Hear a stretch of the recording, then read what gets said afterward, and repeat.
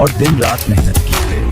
लेकिन अचानक गाड़ी की आवाज बदल गई।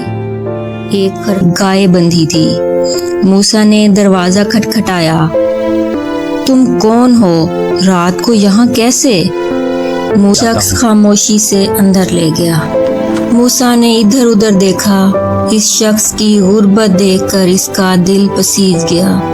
पराठों की आवाज आने लगी तो मूसा उठा और आहिस्ता से बाहर निकला। फिर अचानक मूसा ने एक जोर का धक्का दिया। गाय नदी में जा गिरी। नुमान बोला, आपने क्या किया? यही इनका सहारा थी। मूसा, ये तीनों गाड़ी में बैठे और कासिम को बगैर अलविदा कहे वहां से रवाना हो गए। वो अपनी गाड़ी से उसी रास्ते से गुजर रहा था जहां उसकी नजर एक जगह पर रुक गई, लेकिन यहाँ अब वो पुराना घर नहीं था।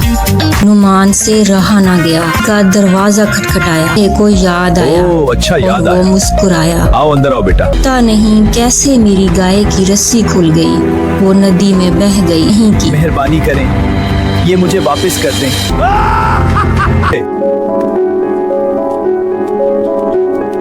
मेरा सहारा चला गया। मैं बहुत रोया। मैंने अपनी कुछ जमीन गिरवी रखी और दिन रात मेहनत की।